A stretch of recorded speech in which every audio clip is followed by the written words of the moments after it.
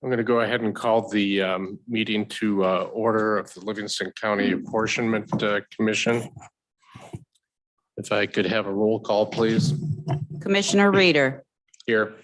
Commissioner Hunley, Here. Commissioner Nash, Here. Commissioner Daubenmire, Here. Commissioner Reckling. Here. A quorum is present.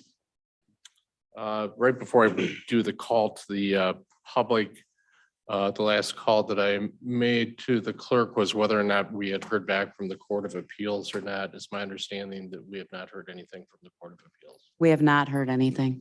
Okay. So I will go ahead and have the call to the public.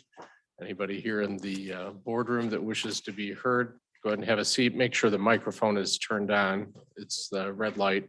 And if you could just tell us your name and just the general area where you're from, not a specific address. Hi, my name is Janine Ayer. I live in Genoa Township. So thank you for your work on the. I just wanted to share that I'm in favor of keeping our township communities intact as much as possible. I also favor a map that doesn't pit current commissioners against each other in future elections. I think avoiding contests between incumbents is a fair goal for the committee to have. And I would encourage you to vote for map 1. Thank you. Thank you.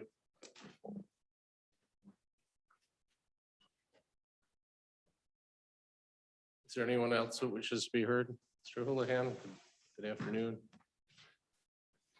I'd like to have your name and generally where you're from.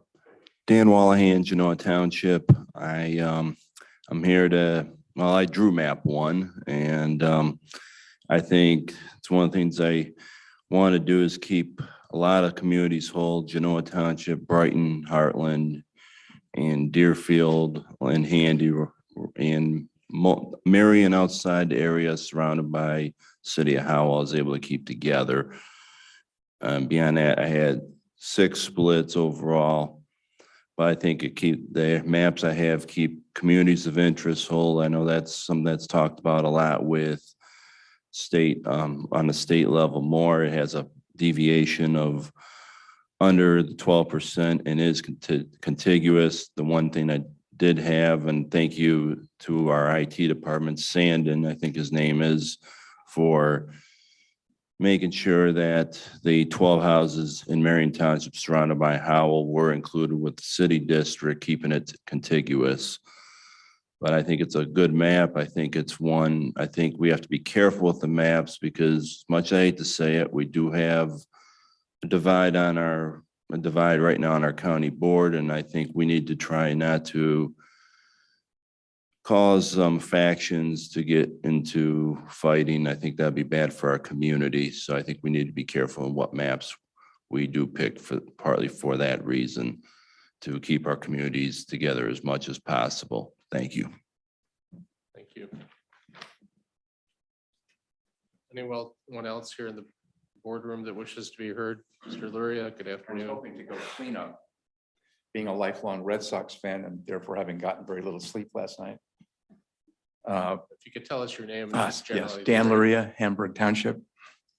I want to take exactly the opposite position as the previous speakers, not out of any particular dislike for them, but seems to me that choosing districts precisely because it involves potential primary fights is precisely what you're not supposed to do. If you look at the set of guidelines you have, you're not trying to convenience a political party to keep it from having to its candidates spend money, for example. You're supposed to try to draw fair districts following those guidelines. And so I think there's some pretty good maps here. I think fewer breaks is always better, and that triple and quadruple breaks are a really bad thing. So you got maps before you that have as few as 4 breaks and as many as 8. It's clear to me that 4 breaks is better than 8. Clearly, you have to be below the 11.9 population variance criterion.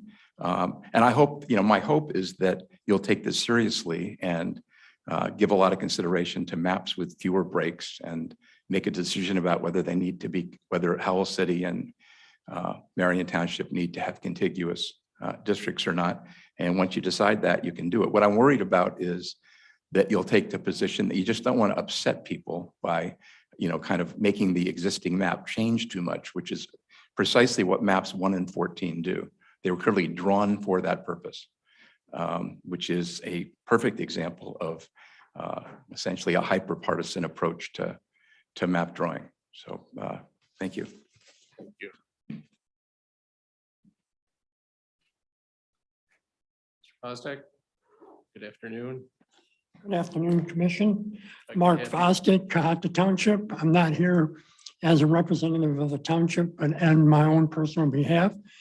2 points. One, when you consider maps, I would urge you to keep the township of Cohata out of the city of Howell. Our two interests are total opposite. My second thought is you have one call to the public. I wish you guys would have a second call to the public at the end of your meeting so that the public could comment on any decisions that you make. The one at the beginning is fine, but I think you really need a second one at the end. Thank you. Thank you. Anyone else here in the board office that wishes to be heard? Seeing none, I'll go to the Zoom callers. I see Commissioner Drick has his hand raised. If you could unmute yourself and if you could tell us your name and general area. I believe I unmuted myself. Can I be heard? You can be heard. Thank you. Thank you. J.R. Drick, City of Howell. The 1966 statute has 8 subparts, letters A through H, labeled, quote, guidelines, unquote. The big problem is the legislature gave no definitions of the guideline words, and you can't be blamed for asking your legal counsel for interpretation. Last meeting, he did interpret the word contiguous. He essentially said the statute's most important goal was, quote, population, that variance. As to the rest of the list, quote, you can't be perfect on all the rest, unquote. Quote, courts recognize you can't be perfect on all, that's impossible, unquote. So legally, the word contiguous in that one of the 8 guidelines tends to fade and is more optional. No court would blame you for reading 5 United States Supreme Court cases decided after 1966, which would guide you, and they state, quote, avoiding contests between incumbents is a legitimate state goal, unquote. Therefore, I believe the U.S. Supreme Court allows you to legitimately discard maps 2 through 5, 7 through 10, 12, and 13, as they all create contests where none now exist. At least 6 total maps, I believe, create a contest between Commissioners Gross and Plank, and 5 total maps, I believe, create a contest between Mitch and myself. Map 6, drawn by my good friend Mark, still is a bizarre and extremely irregular shape. It's a shape that I commented before has no earthly name. I don't think it ever will. I think you're going to reject 6. Map 8 proposes what I call the outlawed partisan political advantage, as it draws Hamburg with no incumbent. And that tends to exclude incumbent Jay Gross just for being a Republican. I'm therefore okay with 1, 11, or 14. As the legislature failed to define important words, you should rely on Mr. Stoker's solid legal interpretation and the U.S. Supreme Court's repeated approval. Avoiding contests between incumbents is a legitimate goal. Kindly vote for 1, 11, or 14. I believe it's logical, legal, and a lock to beat back any constitutional or courtroom challenge later. Thank you. Thank you.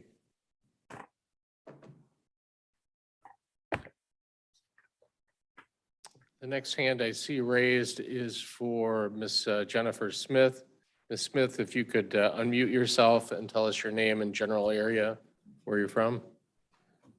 Hi, I live in Genoa Township, and my name is Jennifer Smith, by the way. I'm just coming on in support of map 1 and 14. I don't think we should be re-electing or be forced to re-elect commissioners that are already in place. And I would just wish that you would listen to your constituents on this. That's all I have to say. Thank you, Ms. Smith. Mhm. The next hand that I see raised is that for Michelle Herbert. Ms. Herbert, if you could unmute yourself and tell us your name and general area where you're from. Hi, can you hear me? I can hear you. Thank you. Okay, my name is Michelle Herbert and I'm a resident in Genoa Township. And I just wanted to express my support of either, I prefer map 1, but 14 is also acceptable. And I just echo the sentiments of the people who spoke before me as well. So just wanted to make my voice heard. All right, that's all I had. Thank you. Thank you.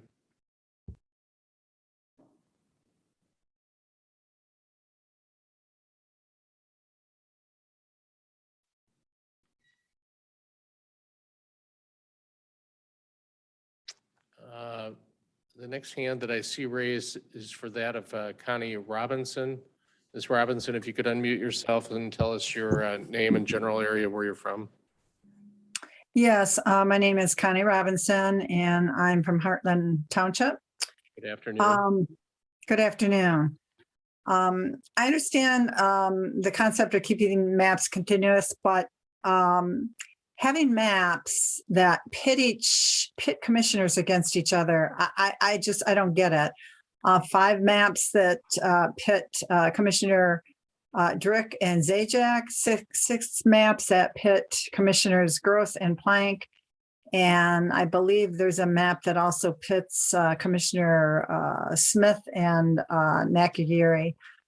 I don't understand why the maps would be drawn like that, especially since at least one of the maps would leave an open area.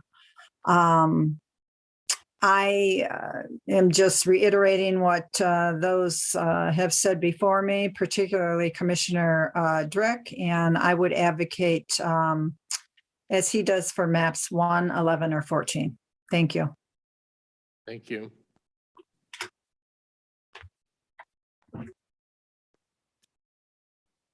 I'm not seeing any other hands on Zoom. Anyone here in the boardroom that wishes to be heard? If not, I'll go ahead and close the call to the public. The next item on the agenda are the approval of the minutes from our September 27th, 2021 meeting. Is there a motion? Motion to move the minutes as presented. Moved by Nash. Is there support?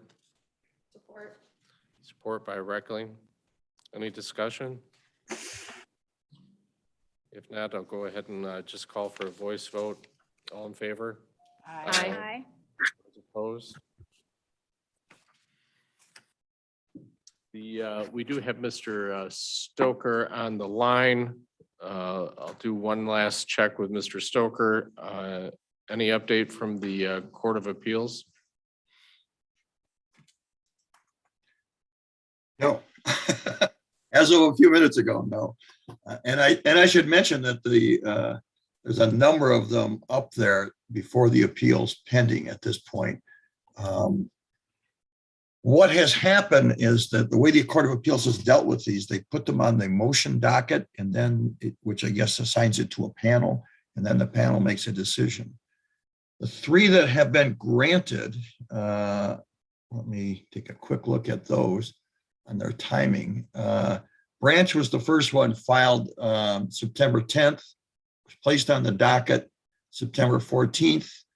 It was granted 2 days later on September 16th. Charlevoix put one on the 16th, was put on the docket on the 21st. They tend to put them on the docket on a Tuesday, so you understand your time frame. And it was granted, that one not until 8 days later on the 29th. Ottawa filed theirs on the 23rd, was docketed on the 28th, was approved the very next day on the 29th. On the other hand, Sanilac actually filed before us. And it has yet, it was placed on the docket back on the 28th, and nothing has happened with theirs. It was again filed by the prosecutor. Time-wise, yours is the next one. And I should mention the way we did this, we indicated that we would look at other counties if they were interested. And I think the clerk sent that out and we got more responses than we thought we would get. But we didn't want to combine them because we didn't want to wait for other people to hold yours up to wait for other people to come on board. So we filed yours the very next day. It has been placed on the docket yesterday on the 5th, which is literally what's happened to all of them after those first three I mentioned, or first four, because Sanilac was put on the docket the 28th and there's still nothing. And all of those are pending. I think actually Clare County their prosecutor filed the day before yours was filed. It is also on the docket on the 5th. Yours was filed and is on the docket for the 5th, as is, I think, Muskegon, all of them, all the way up to, I think the last one we had was Berrien County filed, and that one is also on the 5th. The cutoff apparently was yesterday. Washtenaw filed, and theirs is not showing on the docket yet. So they were not even docketed yet. So again, there's a time frame where there's a lapse for when it gets on the docket, and then once they put it on the docket, there's a time frame based on a panel dealing with it. And obviously, some of the panels deal quicker than others. Of the three that were granted, two were on the western part of the state. They had the same panel. The other one was had a different panel. But so I'm not sure if they're going to try to consolidate them to the same judges or not. We don't know that at this point. But literally they're all over. They're from Cass County all the way down in Indiana. And there was one, as I mentioned, up in Charlevoix up north. You've got Muskegon to the west and you have Sanilac to the east. So you got all four corners. We don't have any from the UP that I've saw so far, but essentially they're all over. That does create an issue for you because obviously the date, October 11th, is sort of the date that we think is the appropriate date for the 60 days to run, unless you get an extension. Let me ask you about that. October the 11th is a holiday. It's Columbus Day. The county is closed that day. Would that count in the time computation under the statute? There's not a clarification on that. To be safe, I would probably count it, quite frankly, because it's a holiday, but it's not necessarily a holiday for all governmental entities. So safeguard wise, I would protect it. I guess where you are now is, obviously the question is, are you going to adopt something today to hit the 11th? You could probably schedule another meeting for Friday and see if something comes through as far as the extension. You could do it actually as late as the 11th, but that ends up being a county holiday. So there's some other issues with that. Obviously, you could just kind of roll the dice that you're going to get it, and none have been denied so far, but you don't know. Essentially, wait and set a meeting for like the 16th or 17th and assume you'll get it. But that's an assumption that you don't know what a court's going to do. You haven't got it yet.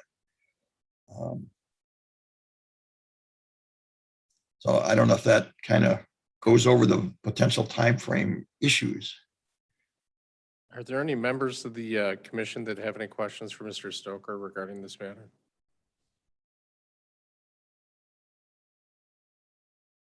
Mr. Chairman, not this matter, but another matter. I'm sorry. Not on this matter, but on another matter.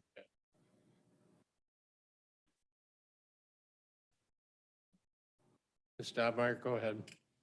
Yes, thank you.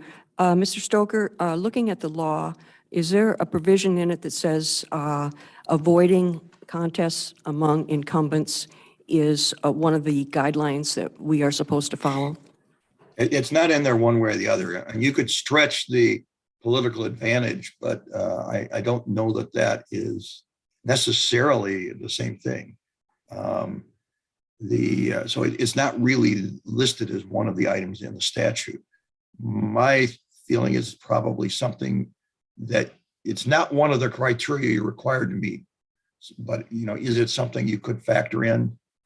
Potentially, yes. And also, what part of the statute refers to communities of interest as something we are supposed to try to meet?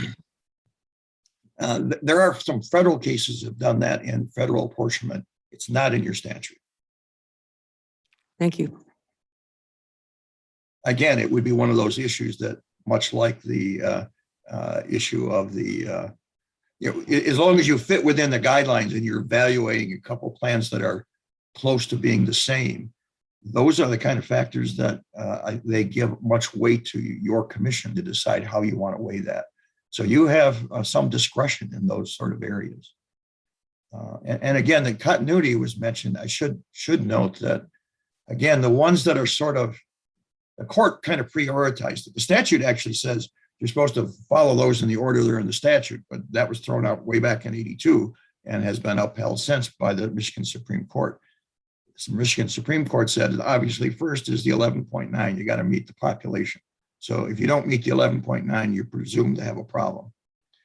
And you have to prove it's okay, which you don't want to be in that position. It then turned, because of the Constitution and the history of how apportionments work for counties, it's essentially said there is a local community criteria. So you need to look at trying to not divide boundaries. So they do look at those numbers. Then you get to the rest of them, like compactness, continuity, squareness. All of those are factors that, if they're equal plans, you should be considering, but they become lesser than the other ones based at least on the Supreme Court decision in '82, which again has been upheld since then. So if that helps, it's your body is not without discretion, though. If you can fit within the criteria, you have some authority to weigh other factors, as long as it's not an illegal factor and as long as it's not purely for political advantage, which is actually one of your factors. And it's not going to be, obviously in some cases there are issues where you can have discrimination issues. I don't know that we have those in your area. That's another area that for some commissions, that gets to be an issue that probably is not an issue in your county, but it is a factor that some apportionment commissions are having to deal with.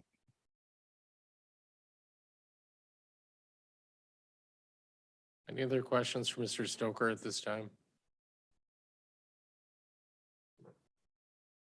I should clarify, when I say discrimination, it's ethnic or racial discrimination is what they look at in the Voter Rights Act protection type clauses. Again, I don't think those are requirements for you. Could you consider those if they were something that you felt would be an impact? Yeah, you probably could. It would be, but in your case, it would be no different than community of interest or factors like that.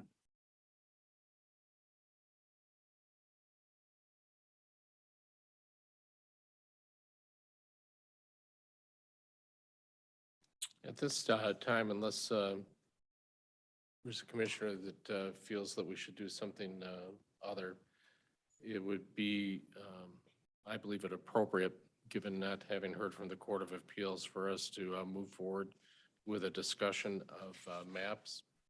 Before there's any motion for any particular approval of any particular map, I would like for each one of the commissioners to have an opportunity to go through, review any preferences that they have for maps. I would note that I think so far that this process has been a very good one. And I want to compliment the members of the commission and also the members of the public that have participated in this process.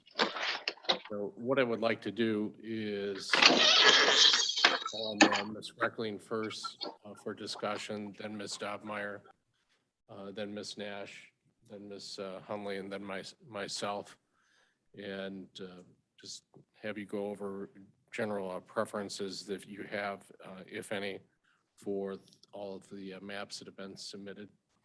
And perhaps we can, I don't know if we can come to some consensus in that way or not. If not, then after the discussion, I would entertain any motions that we might have for approval of a map.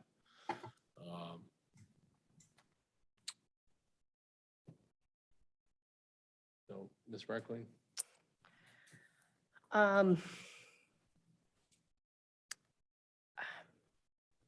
I want to pass on my turn. I am actually not prepared to vote on a map today. I was hoping we would have a decision by the court. And would like to see the commission give a couple additional days for that. So I would like to hold off on making my comments on maps for right now.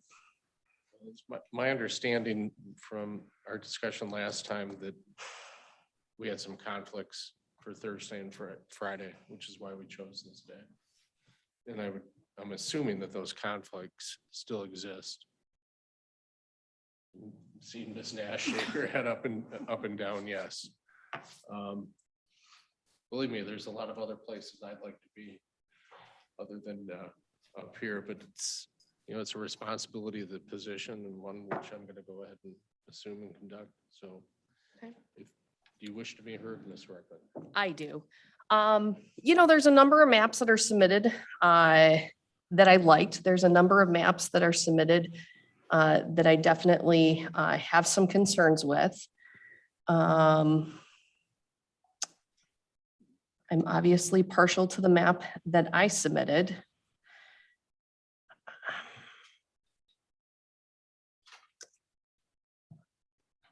Do we want to, I guess you're asking for each of our comments independently instead of addressing each map. I thought it'd be most appropriate if we took comments for each one of the commissioners first, prior to the time that we had any motions. Okay. I just didn't know if we wanted to go map by map or hop around. I think Mr. Luria has actually withdrawn his map, which is number 2. I don't intend to discuss every map. So. Okay, that's helpful. And I know we had at one point voted each person could put a certain amount of maps forward. I would like to strongly consider the map that I put forward. I recognize that some of the individuals may have concerns with breaks in the map that I submitted. However, I think it highlights, and I'm talking about map number 11, I think it highlights some important things in our community. We definitely have 2 cities in our county, but we also have a lot of rural areas. And as someone who grew up on a farm and someone who now lives in the rural area of Livingston County, I oftentimes hear from individuals who live out on the outskirts of our county who feel very left out compared to the city. And so I would like the commission to consider map number 11 as we move forward. I think it will give good representation to those areas of our county. The other map that I would like to lay before the commission, and I know that there are some concerns from individuals, is map number 9, drawn by the county clerk. I think that is a map that the population deviation is low. The other criteria listed are good in that map, and those are the 2 maps that I would ask the commission to consider moving forward.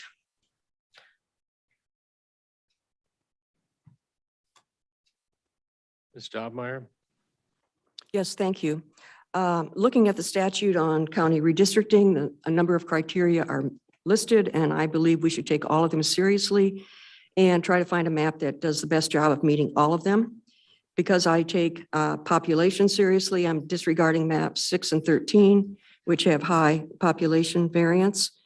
Because I take the statute's language on not breaking up cities and townships seriously, I am disregarding maps that have 6 or more breaks, maps 1, 7, 10, and 11. I also am disregarding maps that have triple breaks or maps that break up cities. Both are bad public policy, I believe. Triple breaks of townships make it difficult for voters to know who their representative is. It leads to confusion and it discourages citizen involvement in government because they don't know who they're supposed to talk to about it. It makes it more frustrating and increases cynicism. And it makes it harder for clerks to administer elections when their townships are split multiple ways. Different ballots are required and clerks have to be sure of delivering the proper ballots on election day to the proper precincts. It's totally unnecessary because the population standard can be met without triple breaks.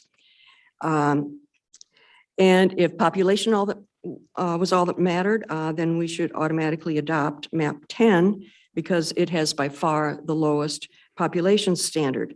But again, I want to balance things. We know that triple breaks are bad because in the commentary on his map, former Republican Chair Dan Woolahan said that he made sure not to include any triple breaks. And in his commentary to the Michigan Independent Citizens Redistricting Commission, he also complained about a House district map that split Genoa Township 3 ways. So we have bipartisan agreement that triple breaks are bad. Breaking up the city of Brighton is also bad public policy.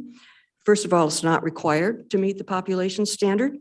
And the law says it should be done only if necessary to meet the population standard, which it clearly isn't. It's only necessary if the goal is to protect all incumbents, and that should not be one of our goals. It's not in the statute. Breaking up cities has all the problems of breaking up townships, with the additional one that people in cities live much closer together. And they literally could be across the back fence from each other and be in different commission districts. And that will be confusing for city residents. And I also fear it is being done intentionally to dilute the votes of a Democratic area of the city, a form of gerrymandering known as cracking. So the criteria on breaks means I am dropping maps 3, 9, 11, 12, 13, and 14. I was tempted to leave in map 7 by Commissioner Nash. It has a good compactness score and population variance, but because it breaks the city of Brighton, I cannot include it. That leaves just 3 maps. Map 4, which was submitted by a member of the public who is a professional cartographer. That was intriguing to me. It meets the population standard very easily, has no triple breaks, and has very, very compact score under days redistricting. It has a perfect score of 100. So I think it does a good job of balancing all the criteria that are in the law without resorting to bringing in criteria that aren't in the law. I also put forward one of my maps, map 8. This map, again, easily meets all the population standards, and it has a good compactness score and just 4 breaks, including no triple breaks and no breaks of a city. So those are the 2 that I would put forward at this time. Thank you. Thank you. Ms. Nash? So generally speaking, what I'm looking for, I'm looking first at deviation. I think that's the main intent of the statute, is that one-on-one representation, and a good map, in my opinion, gets us a lowest possible deviation. Then I am also looking at the number of units split. I agree with Commissioner Daubenmeier that splitting of the boundaries is important to take into consideration. So on that respect, I will agree. Then I'm looking at the other criteria, so compactness, as square as possible. We all know, those of us who drew these maps, it's difficult. There is not a perfect map. It just does not exist. So looking at the criteria from those perspectives, map 3 submitted by Commissioner Reeder, I find very intriguing map. It's a very low deviation with only 5 units split, as from what I could tell. And then I, of course, like my map. Map 7, it does have a higher deviation. I will give you that, but the compactness score and there are 6 units split in that as well. So I guess that's my 2 cents at this time. Ms. Hundley? Thank you, Mr. Chair. I have found this process very interesting. I do appreciate the comments from the public and that we did have maps submitted from the public. I approached this as in I'm going to follow the law. I'm going to do this to the best of my ability. There is no perfect map. It's impossible to meet all of them, but I do feel that remaining contiguous is important. I was not involved in the process when Marion Township was split from the city of Howell back at the last time the maps were drawn. But I do know that within the census block level, there is data that shows we have population. So I prefer not to consider a map that does not keep Marion Township contiguous with the city of Howell. I also do like my map, so I would bring forward the two maps that I am very interested in are map 3 and map 9.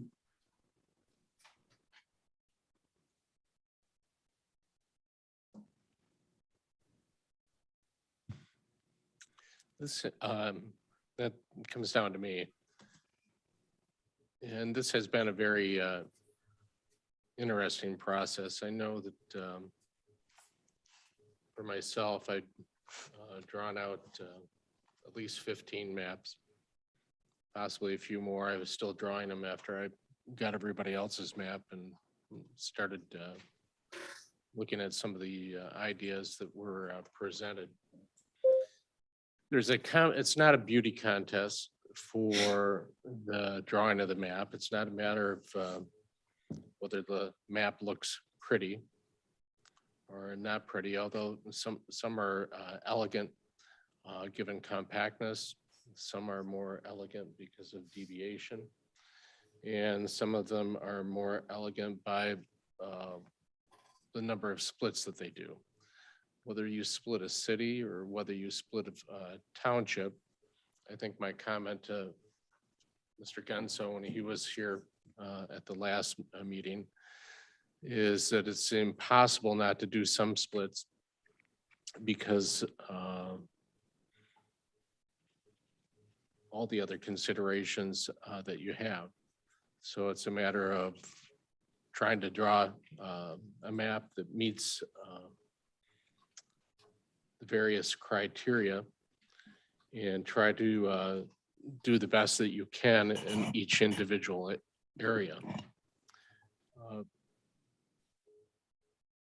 The two maps that that intrigued me or that I would put forward.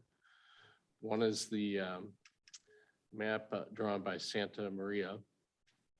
However, that map takes and puts Hamburg Township in with the city of Brighton.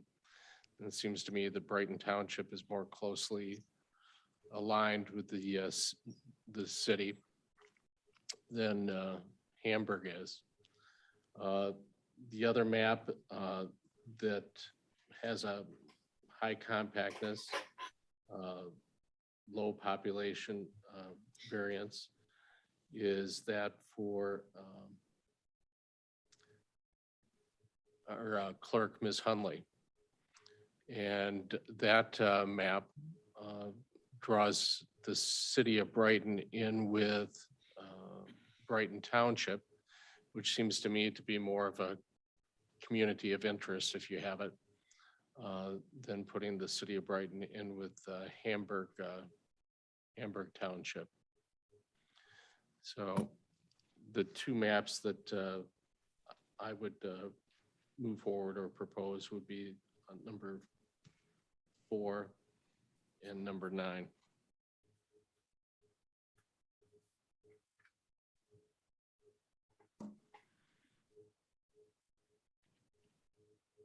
I would entertain, now that we've all made a comment, any other comments that any commission members would wish to make.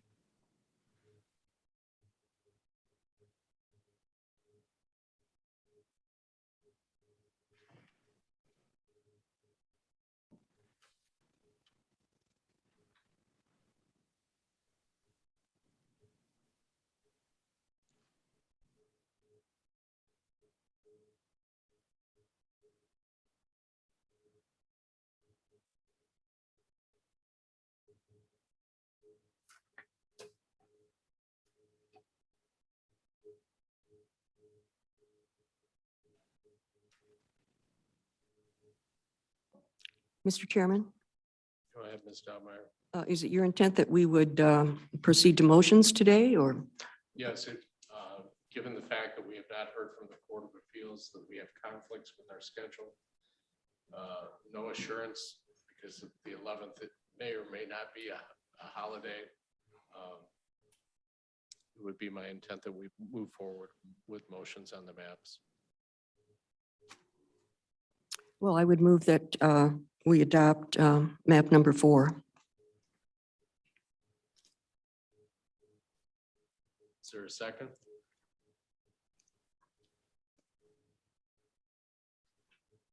Is there a second?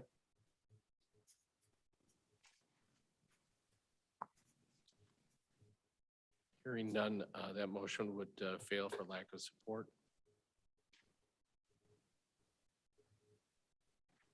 Are there any other motions? I will motion to adopt map 9. Is there a second? I'll support that. It's been moved and supported. Discussion?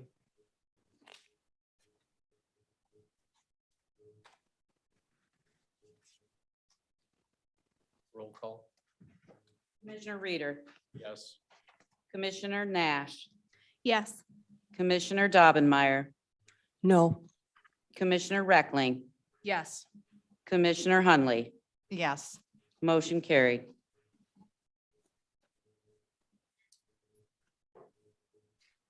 Mr. Stoker, you're still available? I'm still here. We have adopted as the map for the Apportionment Commission, map number 9. I would direct that our clerk file that with the appropriate entities. I believe it goes up to the state. And I do have several comments off the listserv, the prosecutor's listserv, Mr. Stoker. Some counties are just proceeding as if the 11th is the date with no follow-up action. That's the comment that I have from Ms. Seaman out of Ingham County. Some counties, I have a comment from Prosecutor Brooks out of Midland County that they're going to adopt their map before the 11th, and as part of their motion, they would refile it again after the 16th. And so my question to you is, if we have a motion just to refile the map after the 16th, would it be necessary for this commission to have another meeting, or are you still of the opinion, based upon your prior discussion, that we should have another meeting to approve the map yet again? I think the statute says you are to approve a map within the 60 days. And the 30 days sort of fits in that same definition. Hang on here. Let me pull the statute up again, though, to make sure I'm not going to second guess myself later.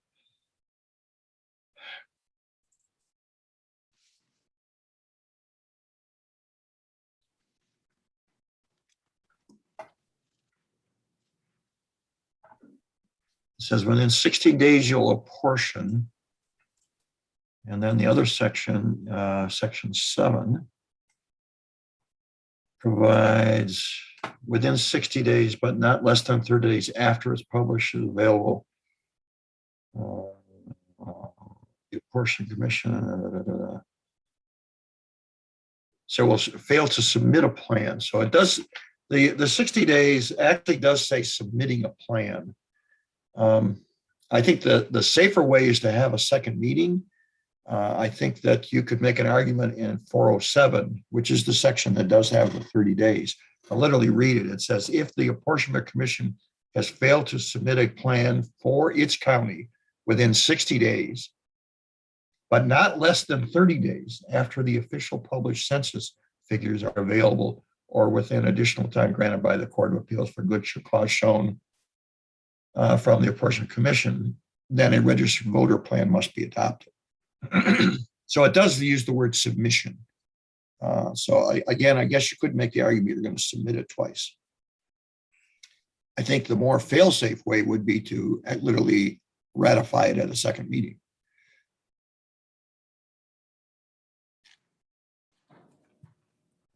So again, I think it's a plausible approach. It's probably better than just leaving it on the 11th. Now, having said all that, you recall, we basically said the appropriate date should be October 11th anyhow. And that essentially the Elections Bureau was an error in its way of counting it. So I think it's even defensible if you do nothing else. But of course, the goal is to not make it so you don't have to defend it. You make it so and it cannot be really challenged. Discussion? Mr. Chair, if you would like a motion, I would gladly make a motion to have the map resubmitted again on October 16th to ensure the commission is in compliance. Is there a second? October 16th is a Saturday. Can we have that submitted? 18th. Thank you. Are you amending your? Amended to motion that the map be resubmitted Monday, October 18th. I'll support that. It's been moved and supported for resubmitting the approved map on October the 18th. After the discussion.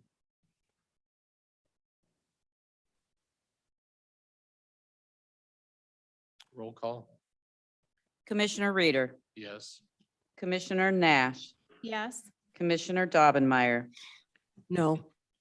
Commissioner Reckling, Yes. Commissioner Hunley. Yes. Motion carried. With the resubmitting of the map, is there anyone that wishes to come back and have another meeting to reapprove the map that we've already approved, or do we wish to stand on the legal opinion that we've received from our attorney?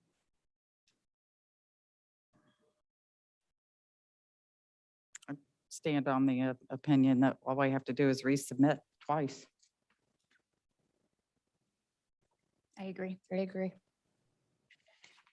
Any other discussion?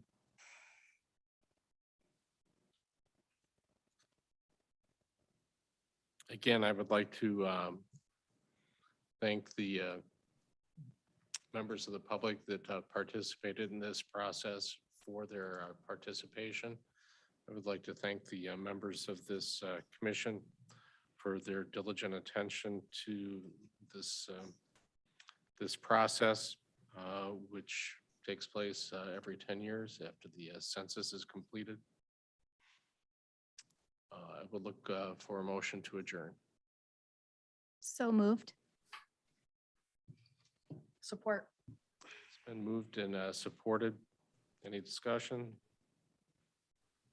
All those in favor? Aye. Aye. Motion carries.